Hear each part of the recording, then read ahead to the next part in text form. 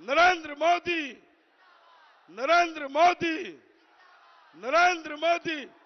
जोर से ताली बजा के अभिवादन कीजिए। दोनों हाथों से ताली बजा के अपने प्रधानमंत्री जी का अभिवादन करिए।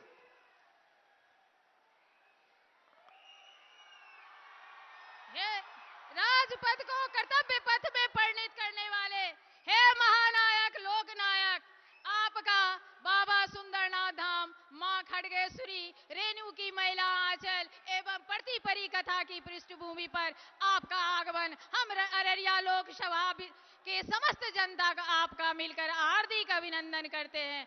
इस प्रेरणादायी आनंदमयी क्षण में मैं कुछ भी बोलूं तो कम होगा। मैं सिर्फ शुभकामना कर सकती हूँ, सिर्फ शुभकामनाएं आपके लिए कर सकती हूँ। सत्य हस्त समाहरा, शास्त्र हस्त संकिरा, कृतस्य कार्य छे असुबाधि समावह। जय श्री राम। जन जन के मन भावक, तन कन कन में विराजमान हमारे महानायक मोदी की जय हो। अब लोकसभा प्रत्याशी प्रदीप कुमार सिंह बाबा सुंदरनाथ धाम का प्रतीक चिन्ह देकर एवं अंगवस्त्र दूब का माला पहनाकर महानायक श्री नरेंद्र कुमार मोदी का स्वागत कर रहे हैं। जय श्री राम। पुनः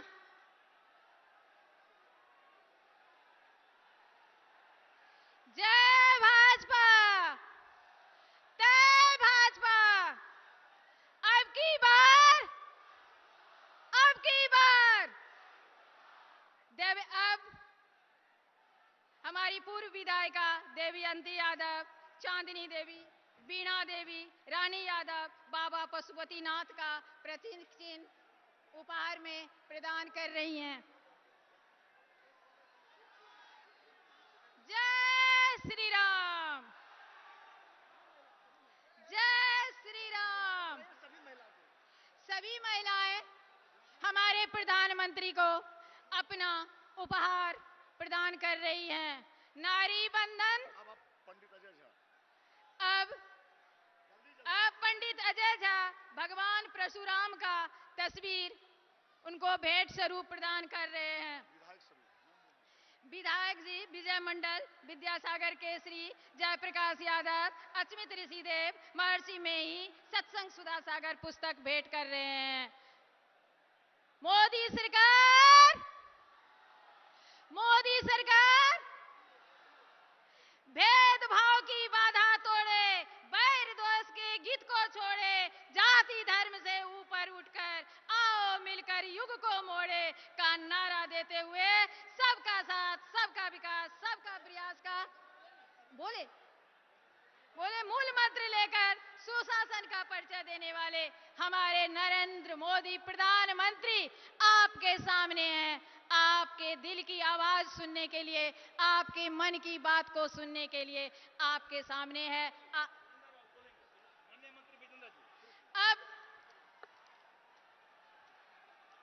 अब आप लोगों के सामने माननीय मंत्री जी के स्वागत में विजेंद्र यादव, ऊर्जा मंत्री, बिहार सरकार कुछ संबोधन देंगे।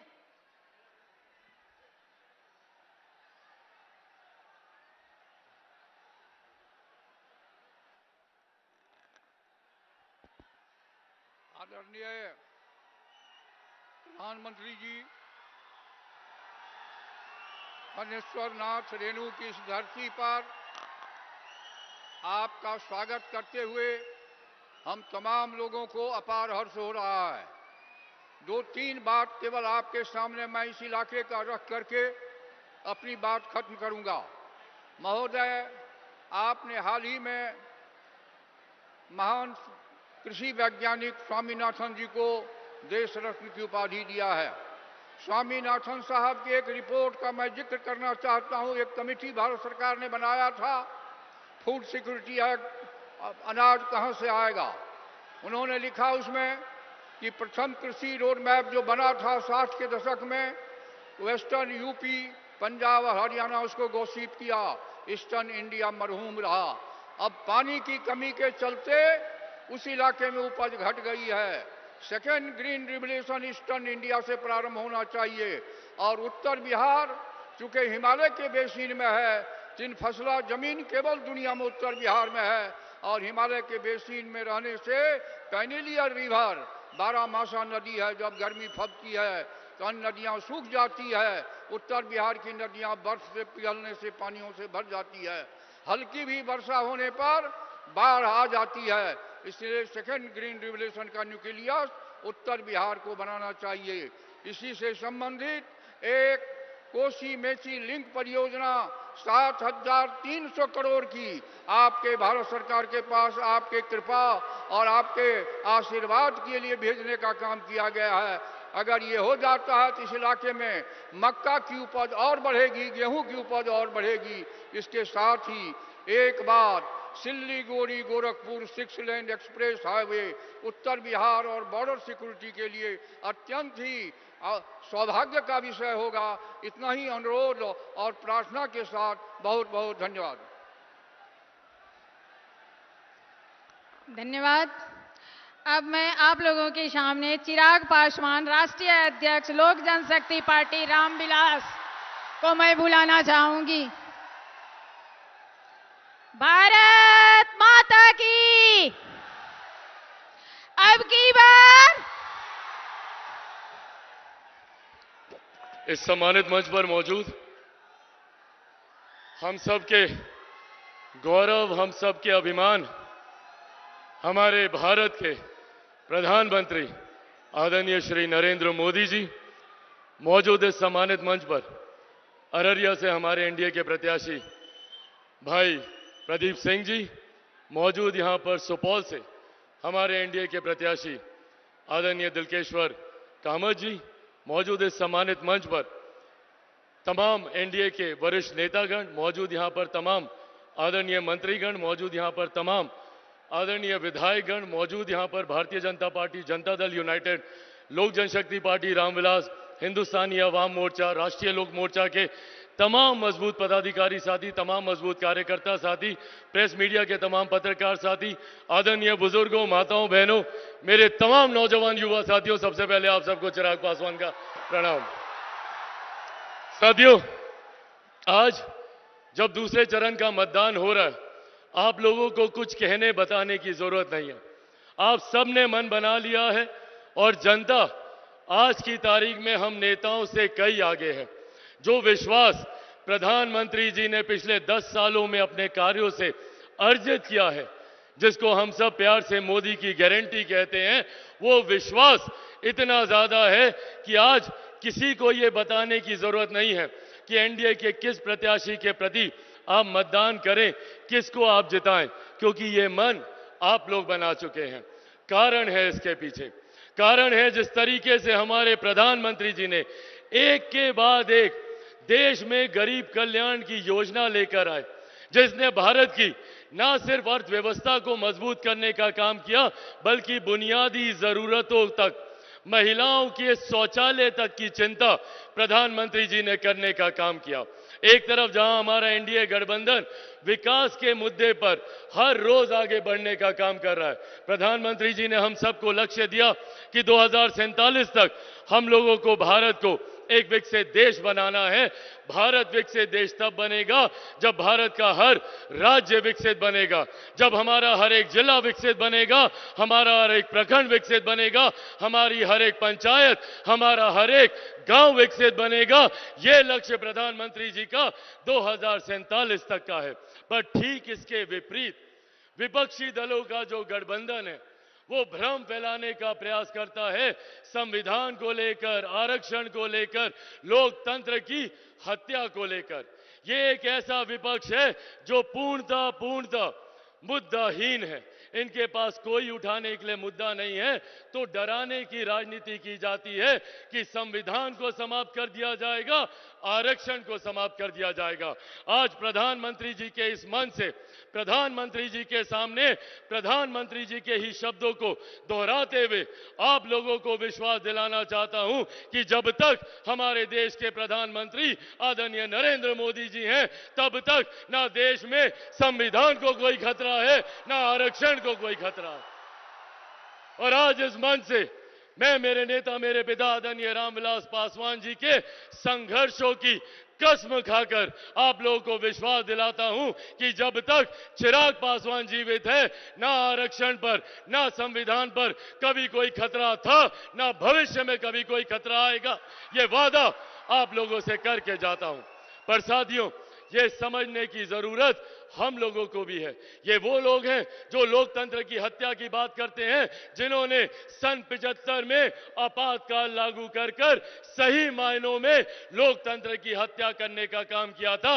आज ये लोग हम लोग को लोकतंत्र की दुहाई देने का काम करते हैं।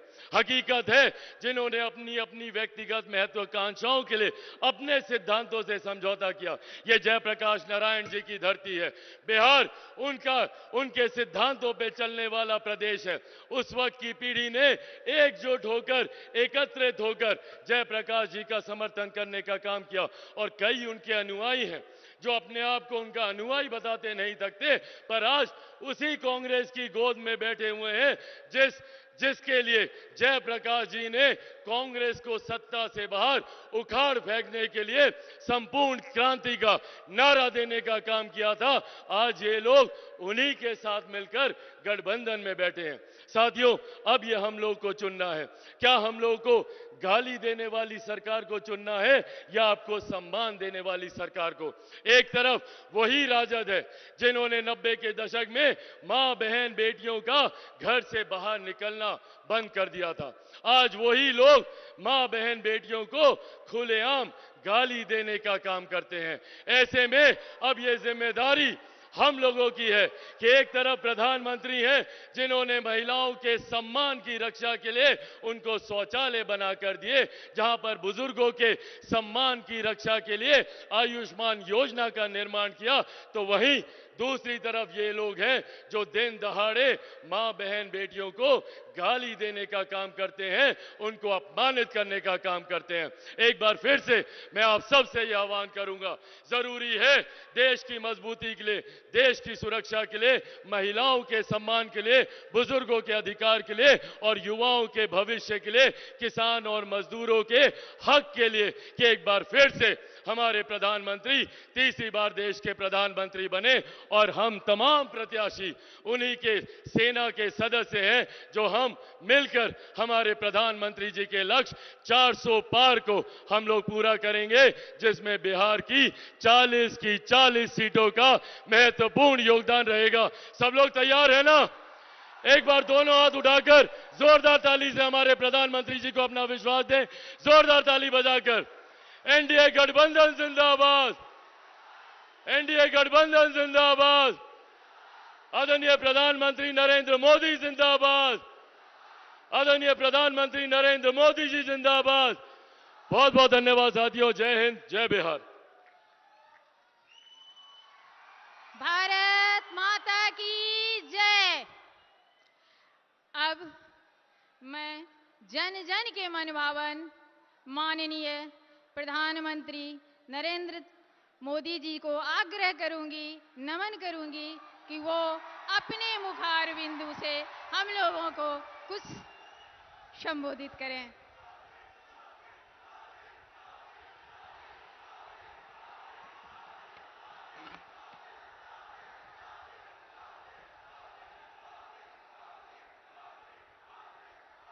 भारत माता की, भारत माता की, भारत माता की। अररिया के ई पावन धरती मां अहाँ सबके प्रणाम करे छी।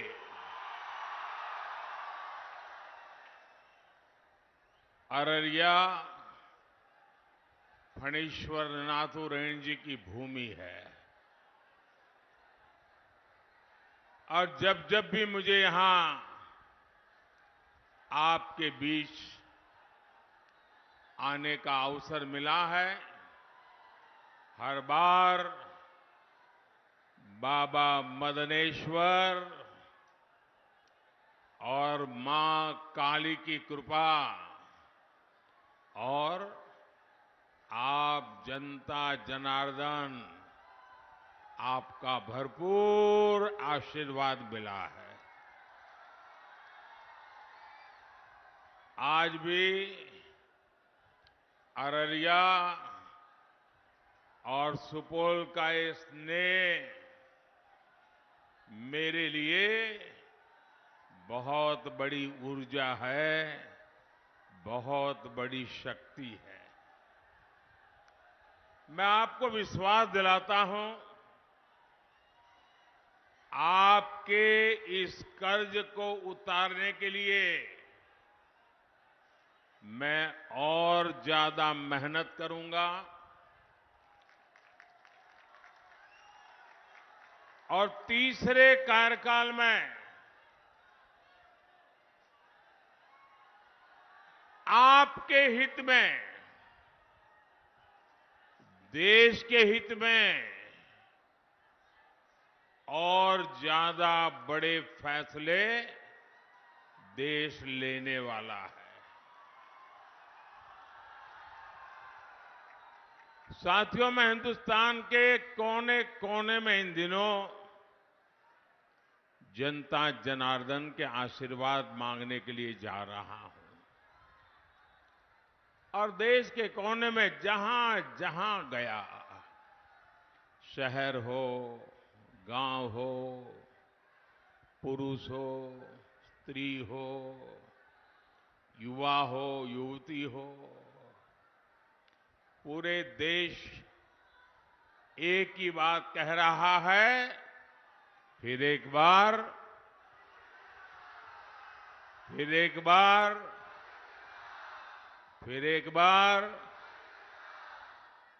भाइयों और बहनों, आज दूसरे चरण का मतदान भी चल रहा है। ये लोकतंत्र का महापर्व है।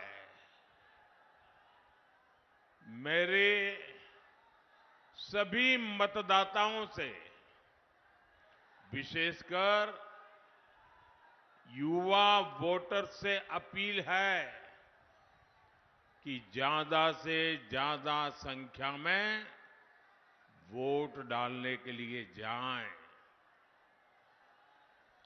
मैं जानता हूं गर्मी का समय है, लेकिन विपरीत परिस्थितियों में भी हमें देश के हित में, लोकतंत्र की मजबूती के लिए वोट देने का अपना कर्तव्य निभाना ही चाहिए। हमें एक कदम भी पीछे नहीं रहना चाहिए।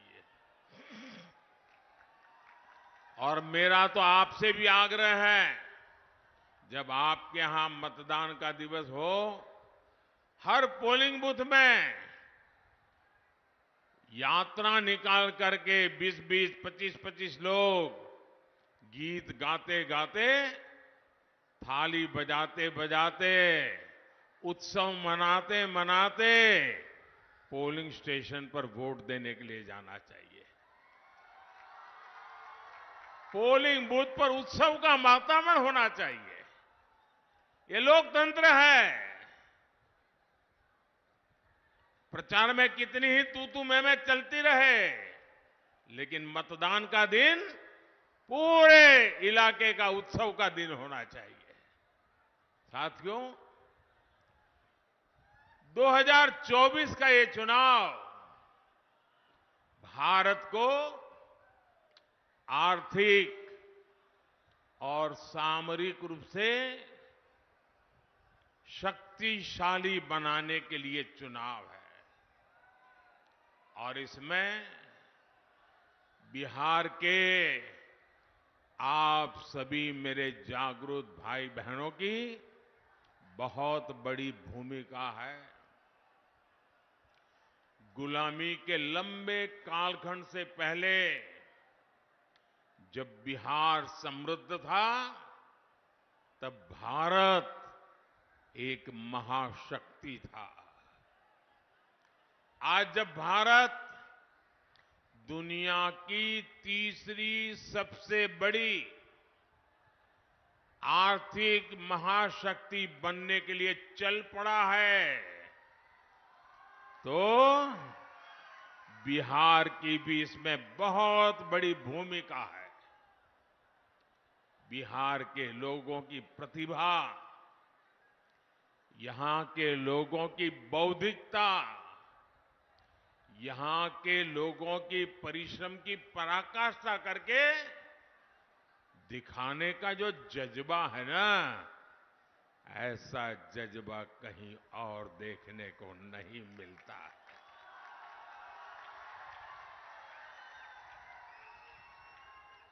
बिहार के इस सामर्थ्य को और बढ़ाने के लिए दिल्ली में आपका ये सेवक और यहां बिहार में हमारे नीतीश जी और उनकी पूरी टीम पूरी शक्ति से काम कर रहे हैं। साथियों, आरजेडी कांग्रेस के इंडी गठबंधन को ना देश के संविधान की परवाह है और ना ही लोकतंत्र की परवाह है। ये वो लोग हैं जिन्होंने दशकों तक बैलेट पेपर के बहाने लोगों का, गरीबों का अधिकार छीना। पोलिंग बूथ लूट लिए जाते थे, बैलेट पेपर लूट लिए जाते थे। बिहार के लोग साक्षी हैं कि कैसे आरजेडी कांग्रेस के शासन में चुनावों में मतदान पत्र, बैलेट पेपर लूटे जाते थे। इतना ही नहीं, गरीबों को तो वोट डालने के लिए घर से बाहर भी नहीं निकलने दिया जाता था। मेरे दलित भाई बहन, मेरे पिछड़े भाई बहन, उनको तो डंडे के चोट पे घर के बाहर निकलना मना कर दिया जाता था। अब जब गरीबों को, देश के ईमानदार मतदाता को ईवीएम की ताकत मिली है, तो ये जो चुनाव के दिन लूट चलाते थे,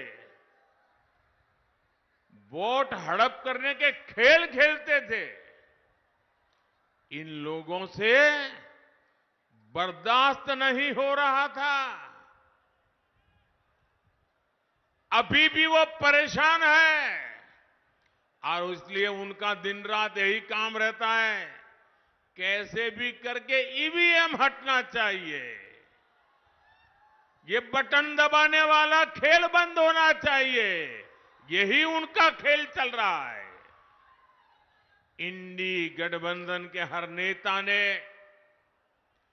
ईवीएम को लेकर जनता के मन में संदेह पैदा करने का पाप किया है। लेकिन आज देश के लोकतंत्र की ताकत देखिए, बाबा साहब आंबेडकर के संविधान की ताकत देखिए। आज सुप्रीम कोर्ट ने अभी 1-2 घंटे पहले ही मतपेटियों को लूटने का इरादा रखने वालों को ऐसा गहरा झटका दिया है, ऐसा गहरा झटका दिया है कि उनके सारे सपने चूर चूर हो गए हैं।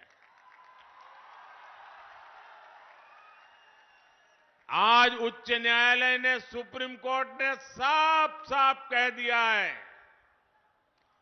कि बैलेट पेपर वाला पुराना दौर वापस लौट करके नहीं आएगा। आज जब पूरी दुनिया भारत के लोकतंत्र की,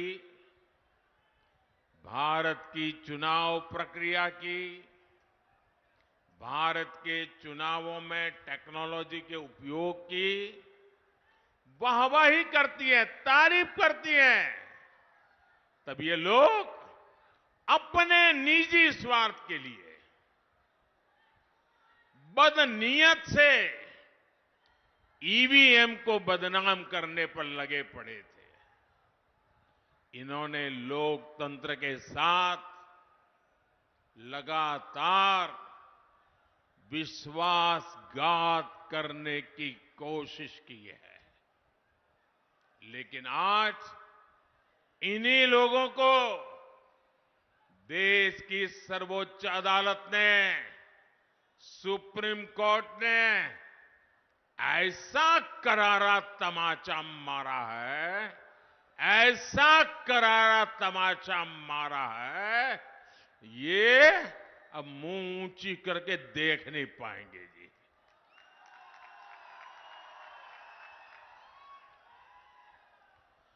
भाइयों बहनों, आज का दिन लोकतंत्र के लिए शुभ दिन है। आज का दिन लोकतंत्र के लिए विजय का दिन है। मेरे साथ मैं नारा बुलवाता हूं, बोलिए। मैं कहूंगा लोकतंत्र, आप कहे जिंदाबाद जिंदाबाद। लोकतंत्र, लोकतंत्र, लोकतंत्र। मैं दूसरा नारा बुलाता हूं, बाबा साहब आंबेडकर अमर रहे, अमर रहे। बाबा साहब आंबेडकर, बाबा साहब आंबेडकर, बाबा साहब आंबेडकर। इंडी गठबंधन के हर नेता को देश की जनता की माफी मांगनी चाहिए। माफी मांगनी चाहिए कि नहीं मांगनी चाहिए? माफी मांगनी चाहिए कि नहीं मांगनी चाहिए?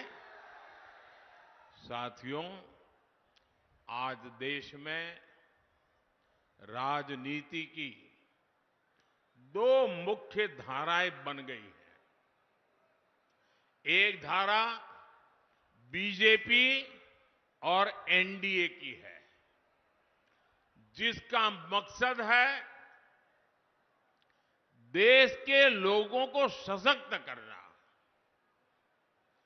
हर लाभार्थी के दरवाजे तक खुद जाकर उसे लाभ पहुंचे।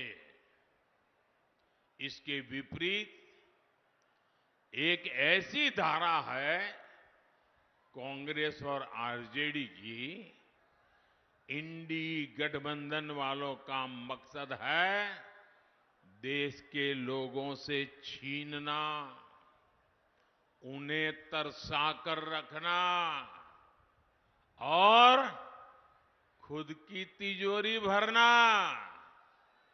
जैसे कांग्रेस हो या आरजेडी, इन दोनों पार्टियों ने बिहार के लोगों को विकास के लिए तरसा कर रखा। इन दोनों पार्टियों ने मिलकर बिहार के करोड़ों लोगों को दाने दाने का मोहताज बना दिया था। किसी के पास खेत खलिहान है तो नौकरी के बदले उसकी जमीन छीन लो, किसी पास नौकरी है तो तनख्वाह छीन लो, किसी के पास गाड़ी है तो गाड़ी छीन लो, कोई थोड़ा भी सामर्थ्यवान है तो उसका अपहरण करवा लो। यही जंगल राज के दिनों का हाल था। यही आरजेडी और कांग्रेस के शासन का तरीका था। नीतीश जी ने और बीजेपी के लोगों ने और एनडीए के सब साथियों ने बड़ी मेहनत करके बिहार को उस जंगल राज से बाहर निकाला है। अब एनडीए की सरकार मिलकर प्रयास कर रही है कि हर लाभार्थी के दरवाजे पर पहुंचे, उन्हें अपनी योजनाओं से जोड़े। पिछले 10 साल में बिहार के लोगों को 50,000 करोड़ रुपए, ये आंकड़ा याद रखोगे? मेरे बिहार के लोग तो बहुत जागरूक है। मैं जो आंकड़ा बोल रहा हूं याद रखोगे? जरा आप जवाब दे तो मैं बोलूं। जो मैं आंकड़ा बोल रहा हूं याद रखोगे? जो आंकड़ा मैं कह रहा हूं याद रखोगे? 50,000 करोड़ रुपए से ज्यादा डायरेक्ट बेनिफिट ट्रांसफर के तहत सीधा दिल्ली से आप सब लोगों के खाते में भेजे गए हैं। 50,000 करोड़ रुपया। अररिया और सुपौल के किसानों के बैंक खाते में पीएम किसान सम्मान निधि के 1,600 करोड़ रुपए जमा हुए हैं। कोई बिचौलिया नहीं, कोई रिश्वत नहीं, कोई कट नहीं, कोई चोरी नहीं, सीधा किसान के खाते में मोदी ने भेजा है। यहां अररिया और सुपौल दोनों जिलों में गरीबों को 3 लाख पक्के घर मिले हैं। 3 लाख पक्के घर। साथियों, बहनों बेटियों के जीवन को आसान बनाना, ये एनडीए की प्राथमिकता है। बहनों को उनकी सुविधा के लिए नल से जल मिला है, शौचालय मिला है, मुफ्त बिजली कनेक्शन मिले हैं।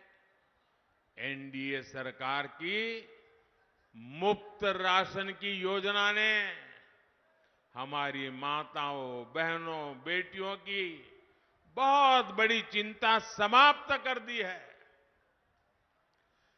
5 लाख रुपए तक के मुफ्त इलाज वाली आयुष्मान योजना बहनों बेटियों के लिए नई संजीवनी बनाई है। भाइयों बहनों, हम लोग तो जानते हैं अपने परिवारों में, क्योंकि मैं भी तो आप ही की तरह बिल्कुल सामान्य परिवार से, गरीब परिवार में पैदा होकर के आया हूं, और इसलिए मैंने वो दुख दर्द क्या होता है ना, वो जी करके आया हूं। आपने भी वही देखा है। हमारे यहां परिवार में कोई मां बीमार हो जाए ना, गंभीर बीमारी हो, लेकिन वो घर में किसी को पता ही नहीं चलने देती। वो दुख सहन करती है, काम करती रहती है, लेकिन घर में किसी को पता नहीं चलने देती कि उसे इतनी बड़ी मुसीबत हो रही है। क्यों?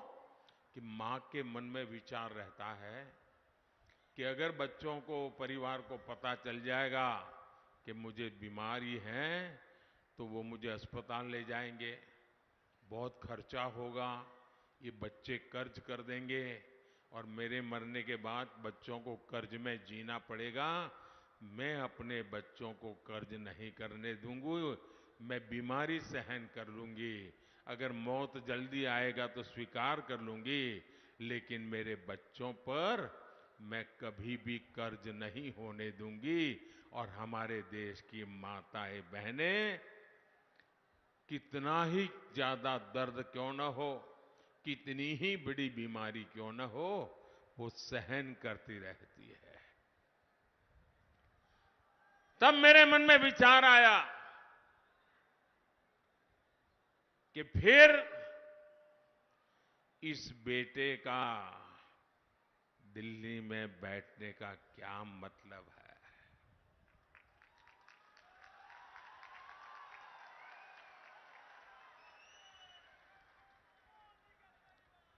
अगर गरीब का बेटा दिल्ली में बैठा है,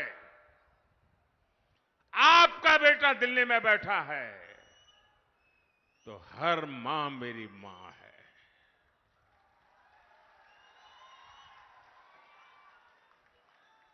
उसका दर्द,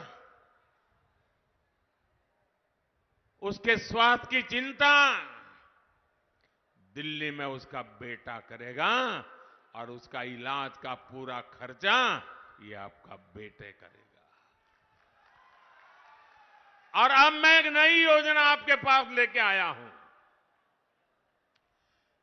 किसी भी जाति बिरादरी में पैदा हुआ हो, कुछ भी कमाता हो, शहर में रहता हो, गांव में रहता हो, अब हर परिवार में बुजुर्ग होते ही होते हैं। 70 साल की उम्र के माता पिता, दादा दादी, नाना नानी, चाचा चाची हमारे परिवार में होते ही हैं। और वो कमा धमा तो सकते नहीं है, और जब कमा धमा सकते नहीं और बीमारी तो आ ही जाती है इस उम्र में, और बीमारी आती है तो जो बच्चे कमाते हैं उन पर खर्च आ जाता है। अब बच्चों के लिए चिंता होती है कि मां बाप की बीमारी में पैसा खर्च करूं कि बच्चों की पढ़ाई में खर्चा करूं। और इसलिए जो 40, 50, 55 साल का बेटा जो मेहनत करके कमा रहा है उसको एक बोझ रहता है। अब आपका ये बोझ भी मोदी उठाएगा। 70 साल की ऊपर के आपके पर किसी भी परिवार में बुजुर्ग माता पिता है, अब उनका इलाज का खर्चा उनके संतानों को नहीं करना पड़ेगा, ये उनका बेटा करेगा। साथियों, कांग्रेस और आरजेडी आपका हक छीनने की प्रवृत्ति से बाज नहीं आ रहे। अब कांग्रेस ने दलितों, पिछड़ों, आदिवासियों के आरक्षण का हक छीनने की बहुत गहरी साजिश रची है। और ये मैं बहुत जिम्मेवारी पूर्वक कहता हूं। देश के संविधान ने, बाबा साहब आंबेडकर ने साफ साफ कहा है कि भारत में धर्म आधारित आरक्षण नहीं हो सकता। लेकिन कांग्रेस पूरे देश में धर्म आधारित आरक्षण के लिए जोर लगा रही है। कांग्रेस चाहती है कि उसका कर्नाटका का आरक्षण का जो मॉडल है वो पूरे देश में लागू हो। और ये कर्नाटका का आरक्षण का मॉडल क्या है, ये कर्नाटका का रिजर्वेशन का मॉडल क्या है, आप सब बिहार के मेरे भाइयों बहनों को मैं ध्यान से समझाना चाहता हूं। और जो लोग नहीं है ना, उनको भी मेरा ये वीडियो जरूर भेज देना, पूरे बिहार के घर घर में पहुंचा देना। मैं जरा बड़े दर्द और दुख के साथ, और आपकी चिंता है ना इसलिए मैं बात कहना चाहता हूं। कर्नाटका का मॉडल क्या है? कर्नाटका में कांग्रेस ने ये जो ओबीसी समाज को आरक्षण मिलता है, जो 27% का कोटा है, उसमें से चोरी करने का बहुत बड़ा खेल खेला है। उसमें से काट करके धर्म के आधार पर मुसलमानों को देने का षड्यंत्र किया है। अब सुप्रीम कोर्ट मना करे, संविधान मना करे, तो उन्होंने एक नई चालाकी की है और सभी के आंख में धूल झोंक करके, ओबीसी समाज की आंख में धूल झोंक करके पर्दे के पीछे उन्होंने खेल खेलाए। उन्होंने क्या किया? रातों रात कर्नाटका में जितने भी मुसलमान समाज के लोग थे, कितने ही अमीर क्यों न हो, कितने ही पढ़े लिखे क्यों न हो, भले कोर्ट में जज बन करके बैठे हो, कोई भी हो, रातों रात उन्होंने एक कागज पे थप्पा मार करके उनको ओबीसी बना दिया, सबको ओबीसी बना दिया। अब परिणाम क्या हुआ? जो ओबीसी समाज के लिए 27% आरक्षण था, उसका बहुत बड़ा हिस्सा इनके खाते में चला गया, और जिस ओबीसी समाज को आरक्षण मिला था, उनका हक सवालिया निशान में फंस गया। इन्होंने ओबीसी के हक पर डाका डाला है, और अब यही काम कांग्रेस यहां बिहार में, देश के और हिस्सों में करना चाहती है। और यहां तो आरजेडी पूरी तरह उनका समर्थन कर रही है। आप मुझे बताइए, आरजेडी ने कांग्रेस के इस पाप के विरुद्ध में एक शब्द भी बोला है क्या? एक शब्द भी बोला है क्या? यानी यहां बिहार के हमारे जो कुर्मी भाई बहन हैं, कुशवाहा भाई बहन है, मंडल है, यादव है, निषाद है, कई सारी हमारी जातियां ओबीसी समाज में आती है, और मैं खुद उसमें से आता हूं, इसलिए मुझे पता है कि हम लोगों की जिंदगी क्या है। ओबीसी जातियों का आरक्षण छीनकर कांग्रेस अपने चहेते वोट बैंक को देना चाहता है। मैं जरा मेरे बिहार के जागरूक नागरिकों से पूछना चाहता हूं, आप मुझे पूरी ताकत से जवाब देंगे? आप सब मुझे जवाब देंगे?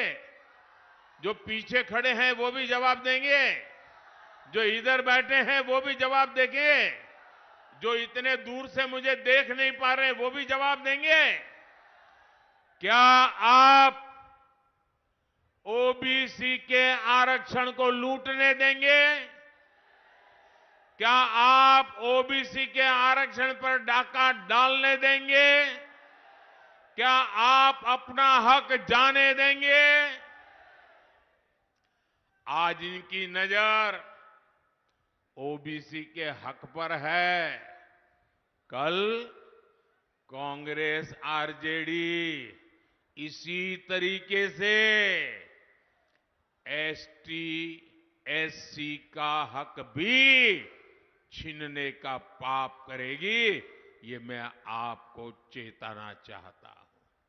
साथियों, तुष्टीकरण के दलदल में कांग्रेस आरजेडी जैसी पार्टियां इतनी धंस गई हैं कि उनके लिए संविधान कोई मायने नहीं रखता, संविधान की भावना मायने नहीं रखती, बाबा साहब आंबेडकर की बात मायने नहीं रखती। 2011 में जब दिल्ली में आरजेडी और कांग्रेस की सरकार थी, ये आरजेडी वाले सरकार में थे, तब उस समय के प्रधानमंत्री डॉक्टर मनमोहन सिंह जी की कैबिनेट ने ओबीसी आरक्षण का हिस्सा छीनकर, डाका डालकर धर्म के आधार पर वोट बैंक को आरक्षण देने की मंजूरी दे दी थी। उस समय जागरूक कोर्ट ने इन्हें ऐसा करने से रोक दिया था। बावजूद इसके ओबीसी कोटे से अपने वोट बैंक को आरक्षण देना सुप्रीम कोर्ट के मना करने के बाद भी इन्होंने घोषणा पत्र में रखा।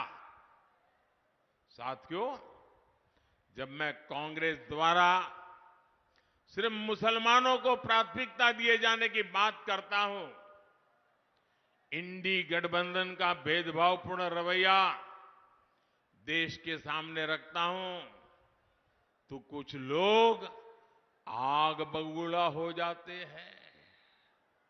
उनकी पूरी इकोसिस्टम पिछले एक सप्ताह से मेरे बाल की खाल उधेड़ रही है, मेरे बाल नोच रही है। आज मैं इन सबको चुनौती देता हूं। पहले तो ये समझ लें, 25 साल हो गए, आपने मुझे बहुत डराने की कोशिश की, अभी तक नहीं डरा पाए हो। अब कोशिश बंद कर दो। साथियों, इन्होंने यहां तक झूठ फैलाया कि अभी डॉक्टर मनमोहन जी ने ऐसा कहा ही नहीं था कि देश के संसाधनों पर पहला हक मुसलमानों का है। लेकिन साथियों, आज डॉक्टर मनमोहन सिंह जी का एक और पुराना वीडियो सामने आया है, जिसमें फिर से वो वही कह रहे हैं कि देश के संसाधनों पर पहला हक मुसलमानों का है। और ये वीडियो सामने आने के बाद कांग्रेस और उसका इकोसिस्टम, जो आए दिन मोदी को गालियां देता था, आज उनको जैसे सांप सूंघ गया है, सांप सूंघ गया है। जो मीडिया पहले के बयान को गलत ठहरा रही थी, उसने भी चुप्पी साध ली है। और मैं दिल्ली में उन मीडिया के लोगों को रात देर जाकर के देखा था। मैं आज उनकी व्यक्तिगत रूप से आलोचना करना नहीं चाहता हूं और नहीं ऐसे लोगों के लिए कुछ कहना चाहता हूं, लेकिन मैं देख रहा था, बिना सबूत, बिना जानकारी, बिना फैक्ट चेक किए एकदम से मोदी पर हमला बोलने के लिए नए नए शब्दों का श्रृंगार कर रहे थे। आज वीडियो सामने आ गया है। मेरा तो मीडिया से आग्रह है कि वो इस वीडियो, मनमोहन सिंह जी के वीडियो को देश को दिखाने की हिम्मत करें, जरा देश की जनता को जागरूक करें। नहीं करेंगे, ये इनका इकोसिस्टम है, देखना आप शाम तक गोलमोल करके डिब्बे में बंद कर देंगे। देश को भी जानना चाहिए कि इंडी गठबंधन ने 10 वर्षों तक किस मानसिकता से सरकार चलाई है। भाइयों बहनों, मैं खुल करके कह रहा हूं, पहले दिन से कह रहा हूं, इस देश के जो संसाधन है, इस देश की जो भी संपत्ति है, इस देश की जो भी संभावनाएं हैं, अगर उस पर पहला किसी का हक है तो मेरे देश के गरीबों का है, मेरे देश के मजदूरों का है, मेरे देश के खेत में मजदूरी करने वाले किसानों का है, मेरे देश में गरीबी में जीने वाली मेरी माताओं बहनों का हक है। किसी भी धर्म के क्यों न हो, लेकिन अगर वो गरीब है तो पहला हक उस गरीब का है। ये मोदी की सोच है। कांग्रेस ने जिस तरह अपनी वोट बैंक पॉलिटिक्स के लिए देश के हिंदुओं के साथ भेदभाव किया, पक्षपात किया, आज कांग्रेस की कलई खुल गई है। साथियों, इस बार भी जो मुस्लिम लीगी घोषणा पत्र कांग्रेस ने जारी किया है, और मैंने पहले दिन कहा था, ये कांग्रेस का मैनिफेस्टो पर मुस्लिम लीग की छाप है। और उसका भी सार यही, सत्ता के लिए छटपटा रहे लोग संविधान तक बदलने की हद तक जा सकते हैं। भाइयों और बहनों, यहां नीतीश जी के नेतृत्व में इतने सालों से हम मिलकर सरकार चला रहे हैं। हर जाति, हर समुदाय, हर धर्म के लोगों के विकास के लिए काम कर रहे हैं। हमने किसी से कुछ नहीं छीना, संविधान के हिसाब से सबको ध्यान रखा। लेकिन कांग्रेस और आरजेडी जैसी पार्टियां अपने स्वार्थ में संविधान की मूल भावना के खिलाफ जा रही है। भाइयों और बहनों, जब कोई भी देश आगे बढ़ता है तो उसके नागरिकों की संपत्ति भी बढ़ती है, उनकी कमाई भी बढ़ती है, उनके अवसर भी बढ़ते हैं। बीते 10 वर्षों में भारत की भी संपदा, भारत के संसाधन कई गुना बढ़े हैं। अब आप मुझे बताइए, ये जो देश के संसाधन है, इन पर पहला हक गरीबों का है कि नहीं है? मेहनत कश लोगों का है कि नहीं है? जो देश को बनाते हैं उनका हक है कि नहीं है? ये हक आपका है और मोदी आपका है। ये हक गरीब का, दलित का, पिछड़े का, आदिवासी का है। लेकिन आरजेडी और कांग्रेस का कहना है कि इन संसाधनों पर पहला हक उनके वोट बैंक का, खास लोगों का है। कांग्रेस ने कहा है कि वो आप लोगों की संपत्ति का, आपकी जमीन का, आपके खेत का, महिलाओं के गहनों का, स्त्री धन का, अरे मंगलसूत्र की भी जांच करवाएंगे। उन्होंने घोषणा की वो एक्सरे लेकर के एक्सरे निकालेंगे अगर सरकार उनकी बनी। और आपके घर में क्या पड़ा है, कहीं गहना दबा के छुपा के तो नहीं रखा, ये सारा हिसाब किताब निकालेंगे। और फिर आपके पास जो भी थोड़ी बहुत संपत्ति होगी वो छीन कर उसे अपने ये लोग वोट बैंक को दे देंगे। मुझे बताइए, आपके हक का, आपकी मेहनत की कोई भी चीज ये अगर छीनना चाहते हैं, ये खुली लूट होगी कि नहीं होगी? ये खुली लूट होगी कि नहीं होगी? साथियों, हमारे गांवों में सामान्य परिवार के पास कच्चा पक्का छोटा सा घर होता है, खेत खलियान होता है। कई बार खेत घर अपने पुरखों से, माता पिता से मिलते हैं और कई बार वो खुद भी खरीद लेता है। आप सोचते हैं कि आपके जाने के बाद ये आपकी संपत्ति आपके बच्चों के काम आएगी।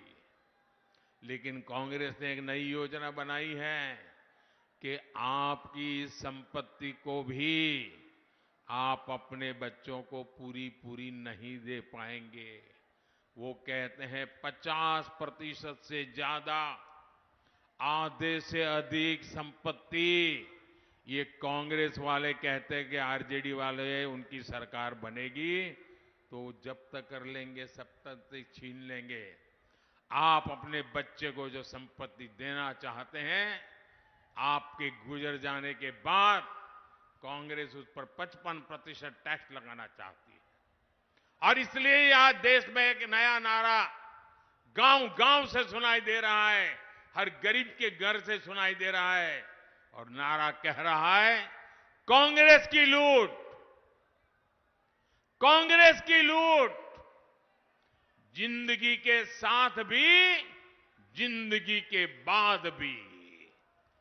साथियों, एनडीए गठबंधन की सोच को एनडीए को दिया आपका वोट रोक सकता है। उनको रोकने की ताकत आपके वोट में है। आप मुझे आशीर्वाद दीजिए, मैं जी जान से लड़ूंगा, लेकिन उनके ऐसे मंसूबे पार नहीं हो रहा। साथियों, इस क्षेत्र में नए हाईवे हो, नई रेल हाईवे हो, नई ट्रेन हो, ऐसे काम हो रहे हैं। पूर्णिया में इथेनॉल प्लांट से किसानों का कितना फायदा हो रहा है। ऐसा ही काम बिहार में नया निवेश लाएगा और निवेश से नौकरी मिलेगी। इसलिए 7 मई को कमल के फूल और तीर चुनाव चिन्ह पर हर बूथ पर भारी मतदान होना चाहिए।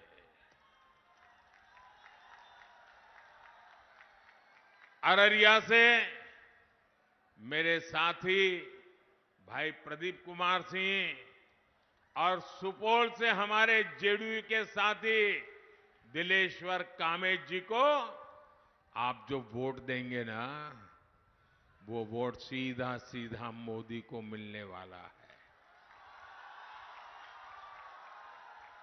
तो घर घर जाएंगे, ज्यादा से ज्यादा वोट करवाएंगे। मेरा एक और काम करिएगा, घर घर जाइएगा और कहिएगा कि मोदी जी आए थे, मोदी जी ने आपको प्रणाम कहा है, मेरा प्रणाम हर घर को पहुंचा देना। मेरे साथ बोलिए भारत माता की, भारत माता की, भारत माता की। बहुत बहुत धन्यवाद।